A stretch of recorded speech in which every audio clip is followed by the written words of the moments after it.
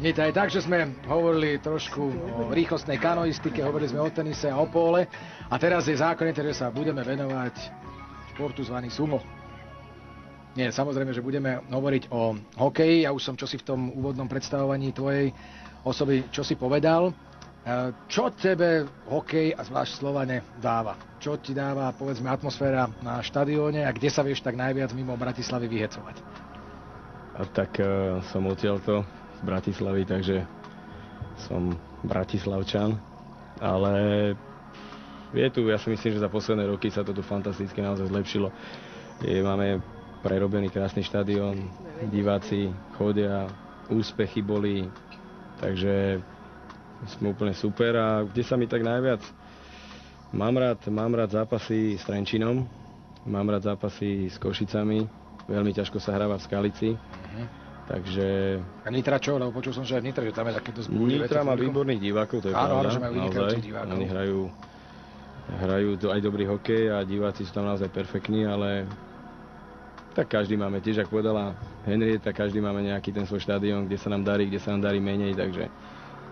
No, v každom prípade Slovan je určite tak ako mnoho iných klubov na Slovensku istým fenoménom a je to tak, že vlastne na Slovan sa každé mužstvo, ktoré či už príde sem do Bratislavy, alebo teda keď vy niekam vycestujete, tak sa chce vyťahnuť. Tie ambície v tomto ročníku nemôžu byť nižšie, ako boli počas toho uplynulého, kedy myslím si, že najmä teda play-off vám vyšlo fantasticky a ako som spomínal, že bol som tady jedným z tých mnohých tisícov divákov, ktorí búšili do plexiskla a kričal a tešil som sa.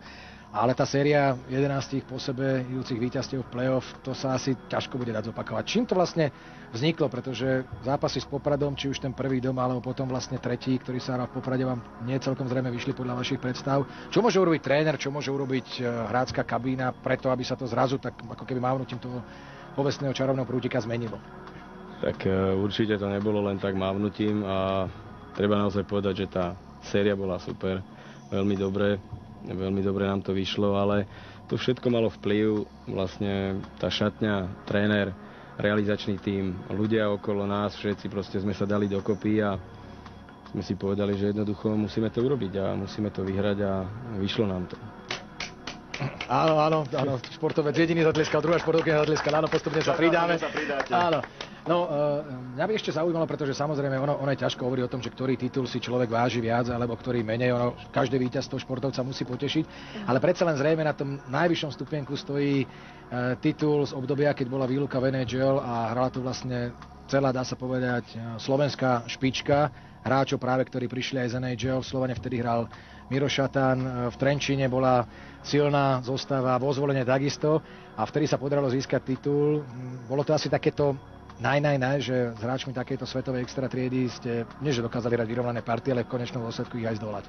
Tak tá celá sezóna bola úplne fantastická, úplne všetci tí fantastickí hráči hrali v mužstvách, odkiaľ vlastne pochádzajú a tak a si myslím, že to bola asi najťažšia sezóna a myslím si, že to bolo pre všetkých ľudí okolo hokeja a pre divákov úplne najväčší zážitok. Tá sezóna v tom lockoute naozaj stála za to.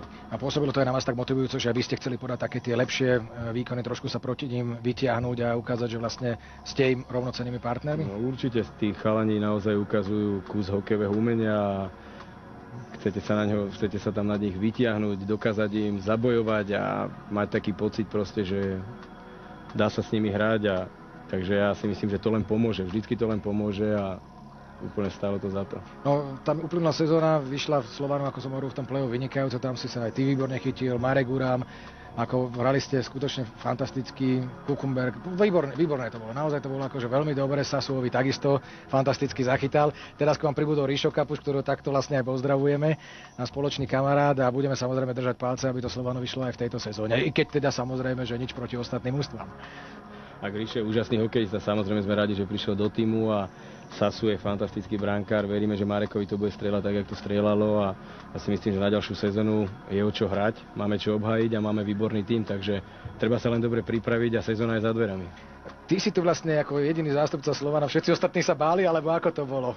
Nie, myslím, že chalani sa nebali, určite by prišli, keby ako boli pozvaní. Jasné. No tak pozvaní ako mohli byť samozrejme, ale vždy je tu miesto len pre jedného a keďže sme chceli mať zástupcov z rôznych športov, tak ty si práve ten, ktorý zastupuje ľadový hokej. Áno, výborný hokejista, správny chalán, takže pustíme ho do hry. Miro Lažo!